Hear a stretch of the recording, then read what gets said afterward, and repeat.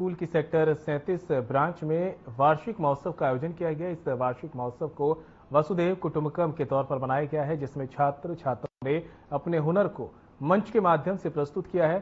छात्रों की प्रस्तुति ने वहां मौजूद अभिभावकों समेत सभी लोगों का मन मोह लिया, जहां छात्र छात्राओं ने भारत के अलग अलग प्रदेशों की संस्कृति को मंच के माध्यम से प्रस्तुत किया। इस समारोह में महामंडलेश्वर स्वामी धर्मदेव जी महाराज ने मुख्य अतिथि के तौर पर शिरकत की। जीएवी इंटरनेशनल स्कूल के चेयरमैन प्रदीप कौशिक की माने तो वार्षिक महोत्सव बच्चों को एक मंच प्रदान करता है, जहां बच्चे अपनी प्रतिभा को दर्शा सकते हैं। और इस बार वार्षिक महोत्सव की थीम वसुधैव कुटुंबकम यानी वन अर्थ वन नेशनल रखी गई थी, जिसमें छात्र छात्राओं ने मंच के माध्यम से भारत के तमाम प्रदेशों की झलकियां देखी। वहीं उन्होंने इस दौरान घोषणा करते हुए कहा कि जीएवी इंटरनेशनल स्कूल अब जूनियर विंग में भी कदम रखने जा रहा है और गुरुग्राम में जल्द ही 10 नए स्कूल खोलने की तैयारी है। इस मौके पर हरियाणा के पूर्व डीजीपी शील मधु ने भी मुख्य अतिथि के तौर पर शिरकत की। उन्होंने कहा कि जीएवी इंटरनेशनल स्कूल बच्चों को पर्यावरण के प्रति भी जागरूक करने का काम करता है।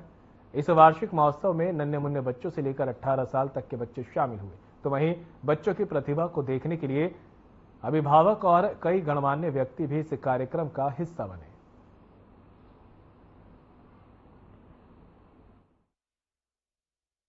श्री ने जब पिछली फरवरी में वहां आए थे डीएलएफ वाले एनुअल फंक्शन में, तभी उन्होंने बता दिया था, जैसे अभी पटौदी के लिए बता दिया श्री राम आगमन की थीम रखेंगे। तो मेरे ख्याल से महाराज जी जब बोलते हैं तो हमारे लिए तो पत्थर की लकीर हो जाती है, और समाज उस चीज को जब देखता है सुनता है तो फॉलो करने का मन करता। वसुधैव कुटुंबकम, सारी धरती मेरा परिवार है। तो महाराज जी के श्रीमुख से और आज की जो केंद्र में सरकार है उनकी श्रीमुख से, मोदी जी के श्रीमुख से सारे मेरे परिवारजनों, तो मेरे ख्याल से इससे बढ़िया थीम आज की डेट में क्या हो सकती थी। बच्चों ने अलग अलग अपने 29 स्टेट को प्रेजेंट करा, आप लोगों ने अपने कैमरे के माध्यम से कवर करा, और फिर हर तरीके की डांस परफॉर्मेंस से, और सारे वक्ताओं ने, चाहे शील मधुर जी थे, महाराज श्री थे, और बाकी जिन लोगों को भी मंच मिला, उन्होंने वसुधैव कुटुंबकम को, हमारी थीम को चरितार्थ करने की कोशिश करी। बच्चों का टैलेंट नो डाउट, यदि 29 तरीके की परफॉर्मेंस होंगी, 29 राज्यों की परफॉर्मेंस होंगी, और फिर वर्ल्ड वाइड परफॉर्मेंस होंगी, तो टैलेंट निखरता है। और एनुअल फंक्शन जो मैं बार बार कहता हूँ कि सीसीटीवी के केस में पेरेंट्स कहता है प्राइवेट स्कूल में कि हमें रिकॉर्डिंग चाहिए, ये रिकॉर्डिंग उन्होंने खुद अपने आंखों से करी, अपने मोबाइल से करी, कि कितने अच्छे तरीके से ये इंटरनेशनल परिवार अब आपके सहयोग। देखिए, ये तो एक सच्चाई है, इटर्नल ट्रूथ है कि वसुधैव कुटुंबकम ये हमारे शास्त्रों में लिखा हुआ था। और ये जो है एजुकेशन के फील्ड में इसको इस तरीके से आप कर सकते हैं कि एजुकेशन में जिस प्रकार से टेक्नोलॉजी का आजकल अंदर आ गई है, टेक्नोलॉजी डेवलप हो गई है, तो पूरा विश्व की जो सूचनाएं हैं, पूरे विश्व की जो नॉलेज है, ज्ञान है, वो कितना आसान हो गया शेयर करना। तो इसलिए ये वसुधैव कुटुंबकम की भावना को और भी मजबूत करता है, जो शिक्षा की और उसके साथ जो टेक्नोलॉजी की प्रणाली जुड़ी हुई है। जैसे जैसे ये आगे बढ़ेगी, वास्तव में पूरा वर्ल्ड जो है एक वसुधैव कुटुंबकम के रूप में माना जाएगा। और वसुधा में मैं समझता हूं कि सिर्फ ये एकेडमिक एजुकेशन की बात नहीं है। वसुधा मतलब होता है पृथ्वी, यानी अर्थ। अर्थ पे क्या क्या है? पानी भी है, अर्थ पे जंगल है, पेड़ है, पौधे हैं, जंतु हैं, चिड़िया हैं, तो वो सब हमारे जीवन के पार्ट हैं। उनमें बैलेंस बनाना भी हमको ये भावना बताती है कि किसी चीज का विशेष दोहन नहीं किया जाए, कि हम अपने थोड़े से स्वार्थ के लिए या मटेरियल प्रोग्रेस के लिए कोई बहुत बड़ा छेड़छाड़ करें पर्यावरण से। गुरुओं की नगरी मेरा गुरुग्राम कहलाता रहा है, और आज यहाँ पर जो गुरुजन हमारे जीवन निर्माण में अहम भूमिका निभाते हैं, वो आज विद्यालयों में पढ़ाने वाले हमारे शिक्षक हैं, जिनके माध्यम से विद्यार्थी के जीवन का निर्माण होता है।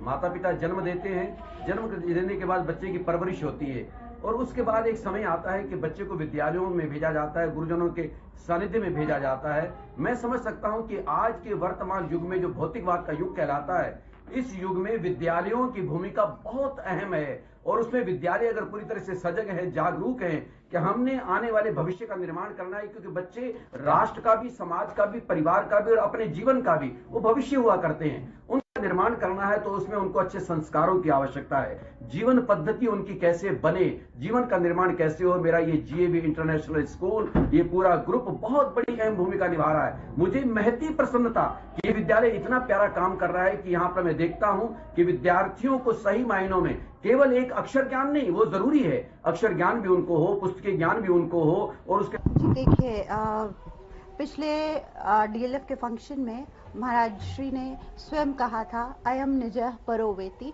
गन्ना लघु चेत साम उदार चरिता नाम तू वसुधैव कुटुंबकम।